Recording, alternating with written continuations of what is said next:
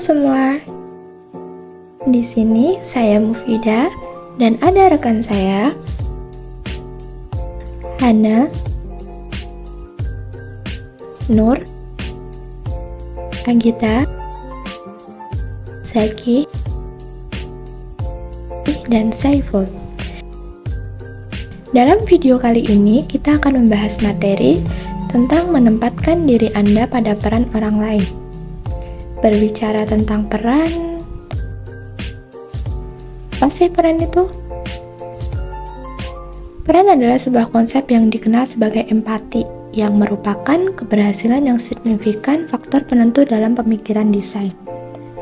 Nah, biasanya sering disangka sama padahal berbeda nih. Apa sih itu simpati? Sama apa itu empati? Untuk simpati sendiri, cenderung dekat dengan merasa iba atau kasihan terhadap apa yang dialami oleh orang lain. Sedangkan untuk empati sendiri, empati adalah kemampuan untuk memahami apa yang dirasakan oleh orang lain secara langsung. Nah, teman-teman, empati di sini cenderung menempatkan diri kita pada posisi orang tersebut, dan kita bisa ikut merasakan apa yang mereka rasakan. Nah, ada juga nih, seberapa penting sih empati itu di dunia kerja? Sikap empati di tempat kerja dapat berdampak positif terhadap kinerja bisnis, mampu untuk memotivasi karyawan, hingga mampu untuk meningkatkan produktivitas. Ada juga ciri-ciri umum yang dimiliki oleh orang berempati. Yang pertama, mereka mampu mendengar apa yang dikatakan oleh orang lain. Yang kedua, orang lain sering memberitahu masalah kepada mereka. Yang ketiga, pandai dalam memahami perasaan orang lain. Yang keempat, mampu untuk memikirkan perasaan orang lain. Yang kelima, selalu memberikan nasihat yang terbaik. Yang keenam, membantu orang yang dalam kesusahan. Yang ketujuh, mengetahui seseorang yang berbohong ketika sedang berbicara. Yang kedelapan, merasa lelah dalam situasi sosial. Dan yang terakhir, mampu untuk menetapkan batasan dalam hubungan. Nah, dalam menempatkan diri kita pada peran orang lain, kita juga harus bisa untuk mengumpulkan informasi nih teman-teman. Yang pertama, kita bisa analisis materi sekunder. Yang kedua, melakukan survei. Yang ketiga, pengamatan. Yang keempat, eksperimen. Yang kelima, menggunakan pengalaman kita sendiri. Nah, ada juga nih penjelasan maksud dari mengumpulkan informasi. Nah, yang pertama tadi kan ada analisis materi sekunder. Informasi ini datang dengan info tentang pelanggan tersebut yang biasanya disebut sebagai bahan sekunder. Ini bisa bervariasi, jadi kita bisa mencari dari via online maupun offline untuk studi, artikel, dan laporan surat kabar tentang target kita. Kedua, ada survei. Survei orang-orang yang paling kita minati. Pastikan kita melakukannya mau dan mampu sungguh-sungguh untuk mendengarkan mereka. Yang ketiga, ada pengamatan. Amati individu saat mereka hidup dan bernafas. Yang keempat, ada lingkungan buatan. Kita bisa membuat seperti laboratorium untuk melakukan pendekatan. Pendekatan ini mengamati kesalahan saat menggunakan suatu produk. Yang keempat, ada eksperimen.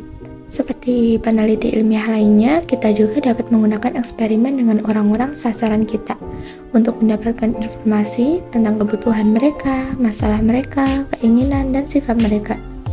Eksperimen semacam ini merupakan perpaduan antara observasi dan survei. Nah, yang terakhir, kita bisa menggunakan pengalaman kita sendiri nih teman-teman.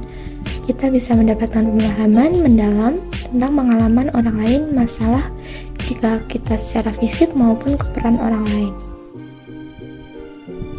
Nah, ada juga nih, untuk yang terakhir ada evaluasi informasi. Apa sih gunanya evaluasi informasi itu? Dalam hal metode pengumpulan data seperti analisis sekunder, survei, observasi, eksperimen, atau pengalaman kita sendiri, kita dapat memilih antara sejumlah metode untuk mengevaluasi apa yang telah kita kumpulkan. Nah, Metode ini ada beberapa cara dalam penerapannya. Yang pertama, kita bisa menggunakan metode analisis survei, observasi, atau eksperimen apapun. Tetapi, kita juga bisa menggambarkan status quo. Apa sih status quo itu? Status quo berarti keadaan saat ini dari situasi tertentu yang tidak seharusnya berkembang secara alami menuju keadaan yang lain. Yang kedua, kita bisa mengidentifikasi informasi mana yang masih kurang dan di mana terdapat kesenjangan temuan kita. Yang terakhir, kita bisa menggunakan metode evaluasi untuk menemukan ide dan solusi baru untuk merumuskan proyeksi kondisi bagaimana keadaan di masa depan dari perspektif pengguna. Nah, itu tadi materi tentang menempatkan diri kita pada peran orang lain. Dimana empati itu sangat penting dalam dunia kerja nih teman-teman. Karena ketika memiliki rasa empati, maka otomatis kita dapat membangun hubungan harmonis di tempat kerja. Tentunya kalau kita harmonis di tempat kerja, kita akan mendapatkan kenyamanan. Dan untuk meningkatkan produktivitas juga memungkinkan lebih baik lagi daripada kita tidak mempunyai empati sama sekali di dunia kerja. Orang yang cerdas secara emosional berarti ia memiliki rasa empati dan kepedulian yang baik. Mungkin itu yang bisa kita sampaikan dalam video kali ini. Terima kasih atas perhatiannya. See you, goodbye.